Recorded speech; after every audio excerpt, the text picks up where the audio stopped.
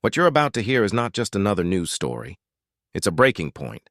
London is burning with outrage, Britain is trembling with disbelief, and the world is watching as trust in leadership collapses before our eyes. Tonight, the city that once stood as the symbol of order and stability has become the epicenter of chaos, corruption, and scandal. Stay tuned, because this is far bigger than one attack or one mayor.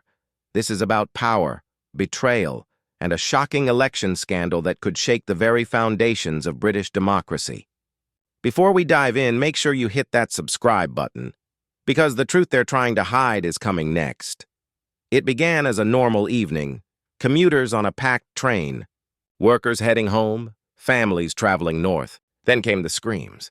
A man armed with a knife turned an ordinary journey into a scene of horror.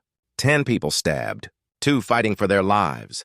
The attacker fled, the train stopped at Huntington Station, and the chaos spilled into the streets. But what happened next would send shockwaves all the way to Buckingham Palace.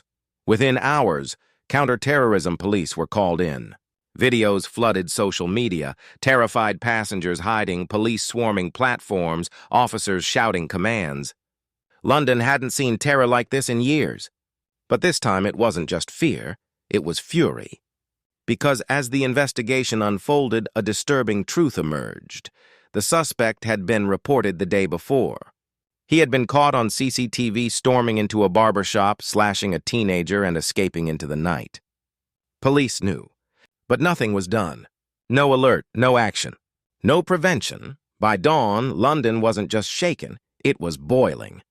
The next morning, protesters filled Trafalgar Square and Westminster. Over 120,000 people flooded the streets, waving flags, holding candles, chanting one name with one demand: Khan must go. The numbers tell a devastating story. Knife crime is up 52% since Sadiq Khan took office. Robberies, assaults, sexual crimes, and all rising. More than 950,000 crimes are reported every year. Yet fewer than 2 out of every 100 ever lead to conviction. Behind every statistic is a shattered life. Families broken, neighborhoods gripped by fear, and now, a city that no longer trusts its mayor. The tension reached Buckingham Palace.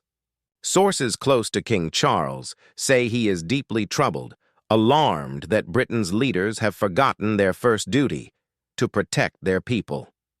Inside City Hall, Khan's aides begged for calm. But outside, Londoners had already made their decision. The silence was over. The patience had run out. As night fell, the protests turned into a movement. What began as mourning became a march for justice. Tens of thousands carrying signs that read, "No safety, no city." Others carried bills, final notices, rent arrears, heating costs. It wasn't just about crime anymore. It was about survival. Because while the streets burned with anger, the government was being rocked by another scandal, a secret that could change everything. Leaked documents revealed that during the last mayoral election, millions in campaign donations had flowed through undisclosed foreign accounts, money linked to companies with direct ties to city policing contracts. The same firms now under investigation for security failures that allowed the train attacker to slip through the cracks. The scandal exploded online under the hashtag #LondonLeaks. Suddenly, it wasn't just about safety. It was about corruption, and whether the people running the city were the same ones profiting from its downfall. Within hours, opposition MPs demanded a full inquiry. Whistleblowers came forward, claiming police warnings about campaign donors had been ignored to protect political allies. One insider described it as a rotten chain from City Hall to Parliament. And in the middle of it all, Khan himself refusing to resign, insisting his hands were clean. But the public didn't believe it. Across London, protests grew into something unstoppable. From Birmingham to Manchester, from Leeds to Liverpool, cities rose in solidarity. Veterans, nurses, teachers, single mothers, people who had never protested before, now stood together chanting, "Enough!" It wasn't just about one leader anymore.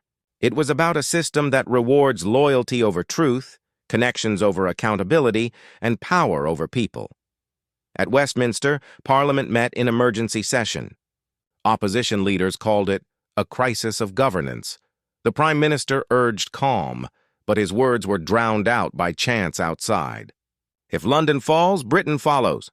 Inside, even loyal MPs whispered of betrayal. The cracks were spreading fast. The palace remained silent until a single statement was leaked. His Majesty believes silence is no longer an option. The meaning was clear. The monarchy was watching. The crown itself was losing patience. By the second night, clashes erupted near Westminster Bridge. Riot police formed lines, shields raised. Protesters refused to move. Smoke filled the sky. Flares painted the night red and blue. In one haunting moment, a veteran stepped forward singing, "God Save the King," as hundreds joined in. It was no longer a protest. It was a declaration.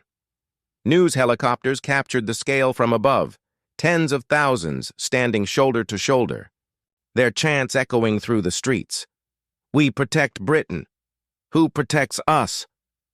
That single question would become the headline of every paper by morning, and behind the chaos, the election scandal deepened. Reports emerged that senior aides had deleted entire email archives related to campaign financing. Investigators claimed a whistleblower inside City Hall had fled the country. The Prime Minister promised a full investigation, but the public had heard that before. They wanted action. They wanted accountability. By day 3, the petition calling for Khan's resignation had passed 5 million signatures. The Home Office was in crisis. Even police officers were seen removing their helmets and joining the protesters. It was the moment Britain realized this wasn't just politics anymore. This was history in motion. In an emergency broadcast, the mayor appeared pale, exhausted, defiant. "I understand the pain people feel," he said, "but violence solves nothing." The statement fell flat. His words felt hollow. The crowd outside City Hall stood in silence, not out of respect, but disbelief, because for them it was already too late. That night, the royal motorcade left Buckingham Palace without announcement. No one knew where it was headed, but the message was unmistakable. The crown had entered the conversation. Britain's oldest institution was now silently weighing in on the nation's youngest crisis, and so the story continues. The question isn't just whether Khan will fall, it's whether London and Britain can rise again. Can a democracy survive when the people stop believing in those who lead it? When elections are tainted by scandal, when public safety collapses, when power serves itself instead of the people, how long before the streets stop asking and start demanding? The world is watching London tonight, not as a capital of power, but as a mirror for every democracy under pressure. The people have remembered their voice. The question now is whether their leaders remember their duty. If you believe truth still matters, stay with us. Subscribe now, because this story is far from over. And what comes next will decide not just who governs London, but who still deserves to.